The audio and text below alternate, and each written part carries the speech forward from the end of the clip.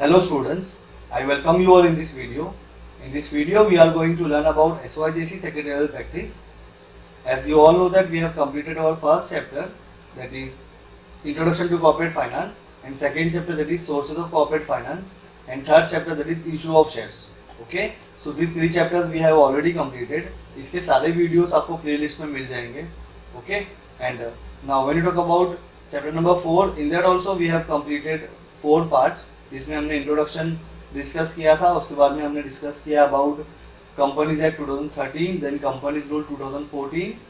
Okay, so ये सारी चीज़ें हमने ऑलरेडी डिस्कस किया हुआ है. Now in this video we are going to learn about procedure for issue of debentures. Okay, so now अगर आप बात करोगे प्रोसीजर की, तो प्रोसीजर में हमको जितने भी स्टेप्स होते हैं, जो भी पॉइंटर्स आपको दिए होते हैं, वो स्टेप वाइज आपको फॉलो करना होता है. ओके, तो प्रोसीजर में आप पॉइंट्स को ऊपर नीचे नहीं कर सकते हो. तो इसके लिए it is very important that you should remember all the point sequence wise. Okay, step by step आपके सारे पॉइंट जो आपको यहाँ पे दिख रहे हैं, ये सारे पॉइंट्स आपके स्टेप बाय स्टेप होना चाहिए. ओके, नाउ अभी हम लोग क्या करते हैं, ये आपका जो पॉइंटर्स दिया हुआ है, पहले हम यहाँ पे पॉइंटर्स को डिस्कस करेंगे अच्छे से, सारे पॉइंटर्स को. ओके, एंड इसके बाद में ये पॉइंटर्स के अंदर जो भी मैटर है वो हम लोग एक बार रीड करेंगे जो आपकी बुक में दिया हुआ है. तो आपको दोनों चीज़ समझ में आ जाएगी. यहाँ पे लॉजिकल चीज़ें आपको समझ में आ जाएगी, उसके बाद में जो आपकी बुक में दिया हुआ है हम वो रीड करेंगे, तो आपको अच्छे से सारी चीज़ें समझ में आ जाएगी. एंड ये क्वेश्चन जो है प्रोसीजर, ये एक इम्पॉर्टेंट क्वेश्चन है. ओके, इसके बहुत ज़्यादा चांसेस है कि एग्ज़ाम में आपको आ सकता है. Alright, so now let's start. जैसे कि आप देख रहे हैं यहाँ पे procedure for issue of debenture. इसका सिंपल सा मतलब ये होता है, when a company is going to issue a debenture, then company has to follow certain procedure. तो ये प्रोसीजर को फॉलो करते हुए ही company can issue the debenture. Alright, so first point हमको प्रोसीजर में दिया हुआ है, that is pass resolution in board meeting. Okay, तो very simple. So if a company is going to issue a debentures, then company has to pass a resolution in board meeting. Okay, meeting होगा, meeting में बैठ के इनको decide करना होगा that whether we are going to issue debenture or not. Okay, तो पहला step ये होगा कि इनको एक रेजोल्यूशन पास करना होगा. Now let's talk about point number 2.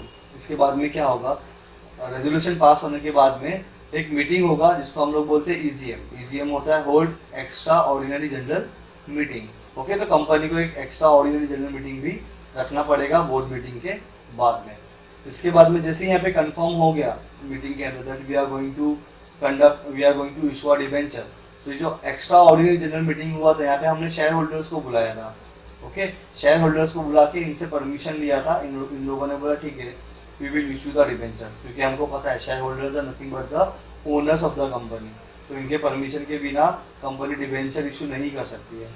Okay, तो सेकेंड स्टेप हो गया. थर्ड स्टेप में हम क्या करेंगे, filing with register of companies. Okay, तो जो भी डॉक्यूमेंट्स रेजोल्यूशन पास हुआ, that documents company has to submit to the ROC, register of company, within 30 days. यहाँ पे मैंने आपके लिए एडवांस में लिख दिया है, सो दैट आपको ये आइडिया मिल जाए कि कितने डेज के लिए इसके अंदर होगा. 30 डेज, विद इन 30 डेज मतलब 30 दिन के पहले, 30 दिन के अंदर company has to file with the all the documents with the register of company, that is ROC. Okay, तो पॉइंट नंबर 3 हो गया. Now let's talk about point number 4, obtain credit rating. Okay, तो हमने इसके पहले भी इसको देखा था. क्रेडिट रेटिंग क्या होता है कि एजेंसी होती है जो कंपनी को रेट्स देती है, स्टार्स देती है कि कितनी अच्छी कंपनी है. ऑलराइट, तो before issuing the prospectus, letter of offer और offer letter to the general public or to any investors, before that company has to rate their self from the credit rating agencies. Okay, यहाँ से इनको rating करवाना पड़ेगा अपनी securities को, then only company can issue the debentures publicly. Okay, point number 4. Now let's talk about point number 5, enter into underwriting agreement. तो हमने last lecture में भी इसको डिस्कस किया था. अंडरराइटर्स कौन होते हैं? Underwriters are those who is going to purchase the remaining securities of the company. जो कंपनी की कंडीशन होता है कंपनी का मिनिमम सब्सक्रिप्शन का, अगर वो फुलफिल नहीं होगा तो यहाँ पे अंडरराइटर्स जो होंगे they will purchase your remaining shares और डिबेंचर्स. हम लोग यहाँ पे डिबेंचर्स के बारे में पढ़ रहे हैं, तो we will talk about debentures only. Okay, तो कंपनी को एक अंडरराइटर के साथ में एग्रीमेंट में आना पड़ेगा और अंडरराइटर्स का नाम कंपनी को मेंशन करना पड़ेगा in prospectus, letter of offer और ऑफर लेटर. ओके, अब ये तीनों चीज़ें होती क्या है वो हम लोग आगे देखेंगे. ओके, बस अभी आपको यहाँ पे ये याद रखना है कि जो अंडर राइटिंग होता है वो कौन करता है, underwriters are the one who underwrites the securities of the company. जो रिमेनिंग सिक्योरिटीज बच जाती है कंपनी का, वो ये लोग परचेज कर लेते हैं। Okay, now point number 6, issue prospectus, offer letter and letter of offer. Okay, तो मैंने इसको अच्छे से बहुत एक्सप्लेन किया है आपको। प्रोस्पेक्टस जाता है जनरल पब्लिक को, ऑफर लेटर जाता है उनकी जो प्राइवेट प्लेसमेंट जब कंपनी करती है। हमने चैप्टर नंबर सेकेंड में डिस्कस किया था प्राइवेट प्लेसमेंट। ओके, तो ऑफर लेटर प्राइवेट प्लेसमेंट मतलब to give the security to selected group of people, कुछ सेलेक्टेड लोगों को ही हम लोग क्या करेंगे, सिक्योरिटी देते हैं, उसको हम बोलते हैं ऑफर लेटर, उनको हम देंगे offer letter. Okay, now letter of offer, letter of offer भी जाएगा। ओके, तो यहाँ पे तीन चीज होती है, एक तो प्रोस्पेक्टस होता है, ओके, ऑफर लेटर होता है, ओके, एक जाएगा लेटर ऑफ ऑफर। तो बेसिकली प्रोस्पेक्टस जाता है जनरल पब्लिक को, ऑफर लेटर जाता है प्राइवेट प्लेसमेंट को, मतलब जो ग्रुप ऑफ पीपल होंगे जिनको कंपनी सिक्योरिटी सेल कर रही है प्राइवेटली, उनको जाएगा ऑफर लेटर। और लेटर ऑफ ऑफर जाएगा जहाँ पे company is giving the offer to the offer और द अपॉर्चुनिटी और the chance to the existing security holders. Okay, उनको जाएगा letter of offer. Now let's talk about point number 7, open separate bank account. That means if a company is going to issue a debenture, then company has to open a separate bank account. It is compulsory. All right. Now let's talk about point number 8, receiving application money. So when company issue debentures, okay, जैसे ही company ने debenture issue किया in the sense company ने prospectus या offer letter या फिर letter of offer issue किया, तो जितने लोगों ने भी एप्लीकेशंस भर के आपको सेंड किया अलॉन्ग विद एप्लीकेशन मनी, तो आप रिसीव करोगे। ओके, एप्लीकेशन मनी आपको पता होगा क्या होगा। ओके, हमने बहुत बार इसको डिस्कस किया है।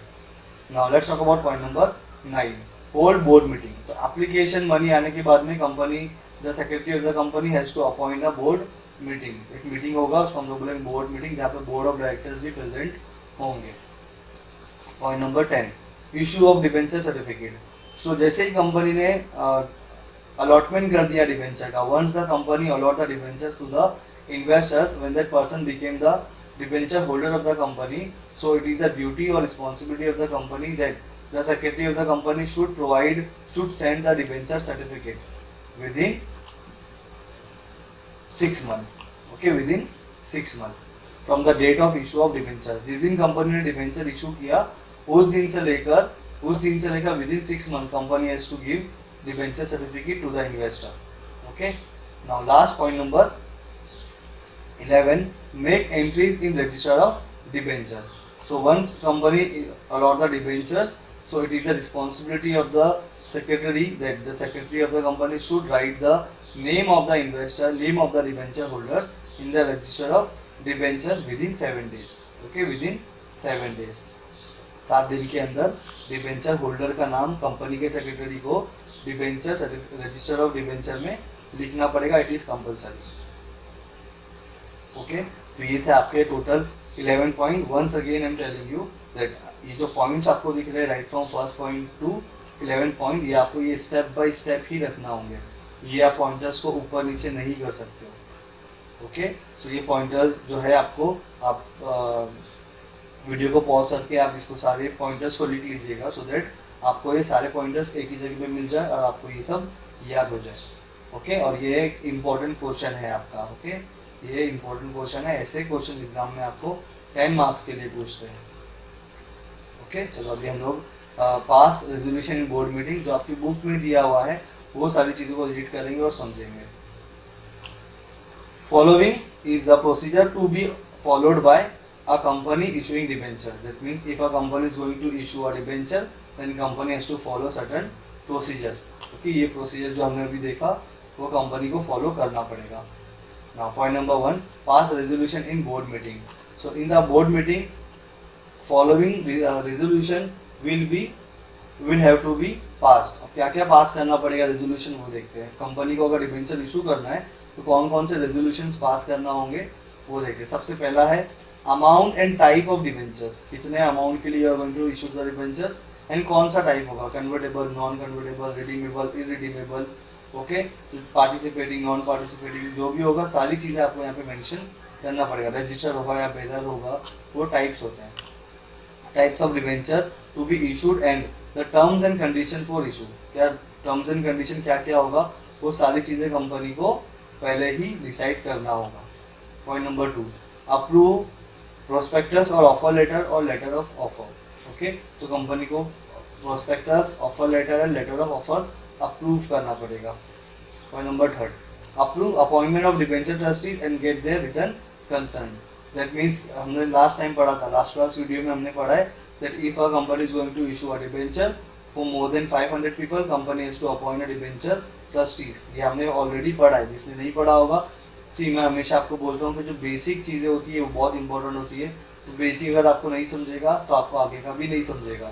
इसके लिए आप जैसे भी डिबेंचर के बारे में पढ़ रहे हैं हम, तो जो पहला वीडियो था वहाँ से आप देखते हुए आओगे तो ही आपको समझ में आएगा। इसके लिए मैं प्ले लिस्ट में हमेशा क्या करता हूँ, प्ले लिस्ट में चैप्टर नंबर 1 उसके अंदर सारे वीडियोस में पार्ट 1, पार्ट 2, पार्ट 3 जैसे आपकी बुक में सीक्वेंस दिया हुआ है उसी तरीके से सीक्वेंस बनाते हुए मैं अपने वीडियोस के थंबनेल रखता हूँ। मतलब जो पार्ट 1, पार्ट 2 आपको दिखता है सारे वीडियोस उसी तरीके से होते हैं, सो दैट आपको वो फाइंड करने में डिफिकल्टी ना हो।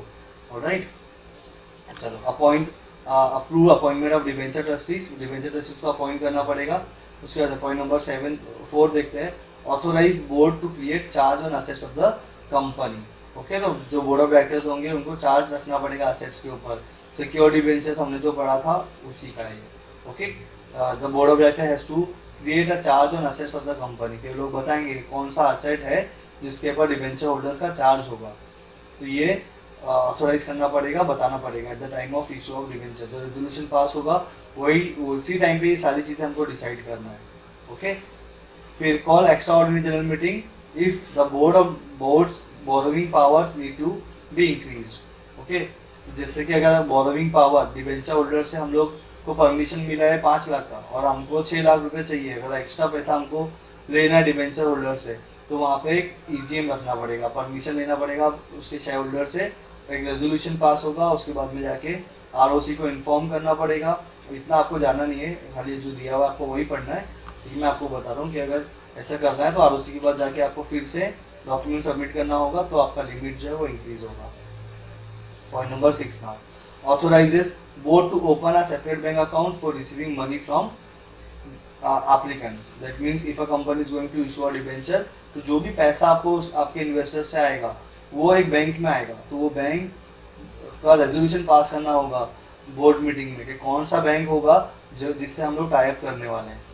ओके, तो ये था आपका point number 1, pass resolution in board meeting. तो ये सारे रेजोल्यूशन जो है वो पास होना चाहिए बोर्ड मीटिंग में। Okay, at the time of issue of debentures. Okay, तो पॉइंट नंबर 1 हमारा हो गया। Now let's talk about point number 2, hold extraordinary general meeting, EGM जिसको हम लोग बोलते हैं। If the borrowing powers of the board is to be increased, EGM must be held to get the shareholders approval through a special resolution. That means the borrowing power, जितना borrowing power था वो अगर increase हो रहा है तो it is very important that the board of directors should conduct, the company should conduct the EGM, extraordinary general meeting। Okay, वो करने के बाद में क्या करना पड़ेगा, हमको शेयर होल्डर्स का अप्रूवल लेना पड़ेगा। Okay, through special resolution, very simple. Okay, now let's see point number 3। आपको कुछ भी नहीं समझ में आएगा, you can ask me in comment section. Alright, चलो पॉइंट नंबर 3 देखते हैं हम लोग।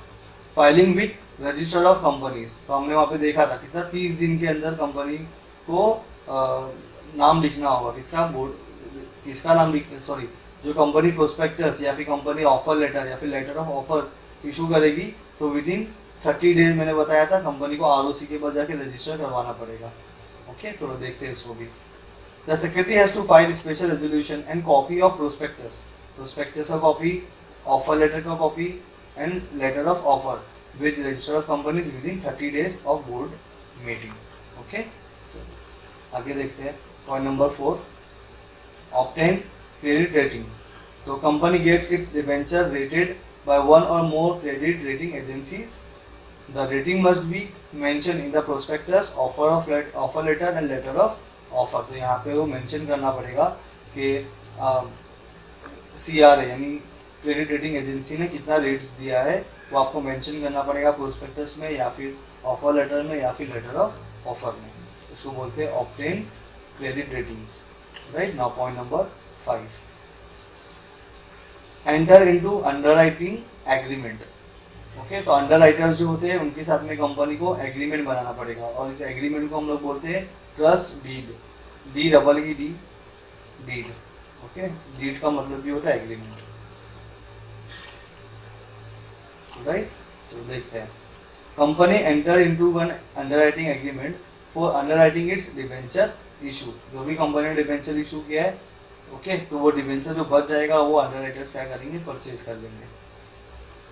Point number 6, issue prospectus, letter of offer and offer letter. अब ये टर्म जो है offer letter, letter of offer, prospectus, ये सारी चीज़ें होता क्या है, ये बेसिकली इन्विटेशन होता है। This are nothing but the invitation which is given by the company to the investors. अब इन्वेस्टर्स कोई भी हो सकते हैं, पब्लिक भी हो सकती है, आपके कंपनी में काम करने वाले लोग भी हो सकते हैं, या फिर आपके एग्जिस्टिंग शेयर होल्डर्स या डिबेंचर होल्डर्स भी हो सकते हैं। ओके, तो अभी आपकी बुक में जो दिया हुआ है पहले वो देखते हैं। Company issue prospectus if it is inviting the public to buy its debenture. That means if a company is going to allot the if a company is going to issue the debenture publicly, then company has to give a prospectus to the general public. Okay, तो यहाँ देखो लिखा है prospectus किसको जाएगा, public को जाएगा। आगे देखो, offer letter is issued if, यहाँ पे offer letter is issued if a company makes private placement. Okay, private placement means what, selected group of people, मतलब किसी को पर्सनली जाके प्राइवेटली जाके बोलूंगा I am issuing the security, if you want you can purchase, तो उसको बोलते हैं प्राइवेट प्लेसमेंट। ओके, अगर प्राइवेट प्लेसमेंट का केस, ऑफर लेटर किसको जाएगा, प्राइवेट प्लेसमेंट को जाएगा। देखो यहाँ पे मैंने लिख के आपको दिया हुआ है। Okay, now let's talk about letter of offer for right issue. Letter of offer किसको होगा, राइट इशू को होगा, तो यहाँ पे मैंने लिखा हुआ है आपके लिए ऑलरेडी। तो अगर आपको चाहिए कि इस तरीके का चार्ट बनाना है एग्जाम में, तो आप ऐसे चार्ट्स बना के भी आप बता सकते हो, एक्सप्लेन कर सकते हो। ओके, पहले ये लिख लेने का, इसके बाद में ये सारी चीज़ों को बता देने का कि प्रोस्पेक्टस किसको जाएगा, पब्लिक ऑफर जाएगा, पब्लिक को जाएगा। ऑफर ऑफ लेटर किसको जाएगा, ऑफर लेटर किसको जाएगा, प्राइवेट प्लेसमेंट को जाएगा। लेटर ऑफ ऑफर किसको जाएगा, राइट इशू को जाएगा। ओके, तो ये सारी चीज़ें आपको ऑलरेडी पता होना चाहिए, और ये आप देखोगे, रीड करोगे 2-3 बार, तो आपको ऑटोमेटिकली सारी चीज़ें समझ में आ जाएगी। बट स्टिल आपको कुछ भी चीज़ें नहीं समझ में आएगी तो आई एम हियर। Alright, चलो now let's talk about point number 7. Open separate bank account. Company open a separate bank account in a scheduled bank to receive the money from the applicants. Okay, applicant से money receive करने के लिए schedule bank में company को account open करना पड़ेगा। Schedule bank मतलब कौन सा बैंक, जो आरबीआई से अटैच्ड होता है। Okay, simple.